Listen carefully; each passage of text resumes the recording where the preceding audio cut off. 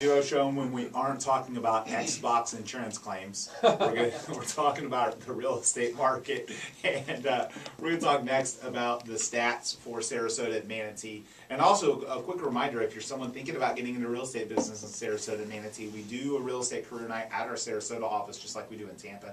You can register for that at jointodoit.com. And my man Robert Johnson will be down there on May 8th. Oh my gosh, we would love some great agents down there. We have some great agents there who really need some want help. Some great teammates. Yeah. I mean, Yep. that's why we're doing it down there. So awesome. Happy to have So talking about the stats, March of 18, here are some things that we saw in Sarasota and Manatee. There were 1,666 total sales.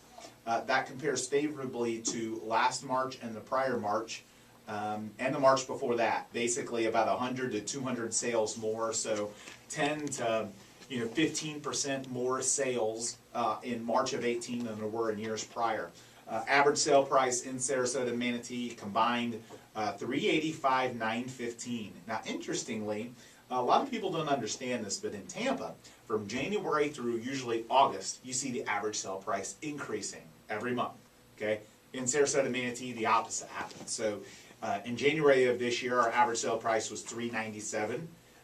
In February, it was $389,000, and in March, it's $385,000. Because again, the seasonality. You have a lot of people, a lot of the luxury and second home transactions take place in winter months. So you're seeing that, as we get into the summer market, you see more sales, but you just see, a lot more family moves and not as many high-end moves. So there, it's just a different real estate market.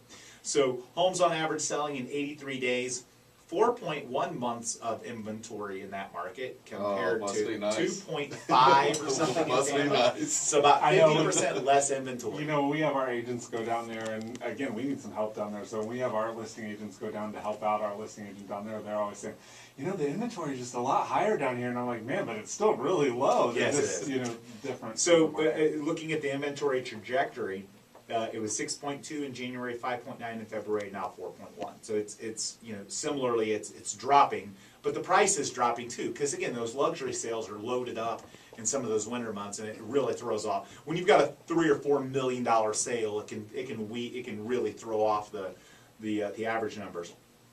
Rachel, who started with us in our Sarasota office not very long ago, has already got like 4 or 5 homes under contract. Yeah, she's crazy. Already had some closings. I mean, she's been with us like 2 months. Yep. So and she was writing an offer yesterday.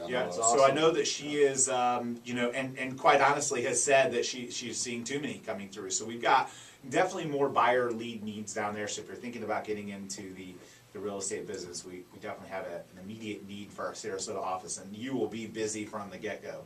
A couple other things about the stats: 95 and 96% list to sell price ratios. Here we're seeing 98, 99, 104. Right. I mean, like in certain price ranges, So the bidding wars, not quite as common there. A little bit more negotiation room, and so certainly substantially fewer sales, to less than half the number of sales in Sarasota Manatee that there is in our market here. So definitely a different real estate market. So do you think part of that is because there's a little bit more inventory there and the price range?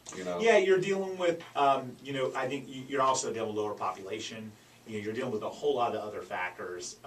But it's historically been a higher price second home, vacation home market for a lot of the sales.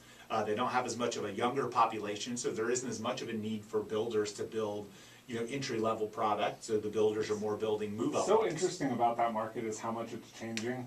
Just in the time I've been going down there, I mean, really from about University Parkway north is where a lot of the growth is happening. Yeah. But that's also the part of the market that's really turning into almost a bedroom community of this market. What's great about there is you can work in Tampa or St. Pete, and you could have a couple who they work in both markets. I mean, it's really a spot that's changing so much, and it's growing so much. But really, from there north is where all the growth is, and it's Yeah. a great market. And when I say there aren't as many builders building entry-level product, doesn't mean there's none. There just are, comparing it to Tampa, there's not as much, but there's a whole lot more down there than there was a year, and 2 and 3 years ago in terms of entry-level millennials wanting to live there. You know, first-time home buyers are more common, and you know, so definitely, you know, if you're thinking about getting into the real estate business, we have definitely, you know, we definitely do a lot of advertising and marketing there, and have some great connections to keep growing that office. So, you know, check out jointheduo.com and register for our real estate career night on May 8th. So again, thank you so much for tuning in. Hope you have a great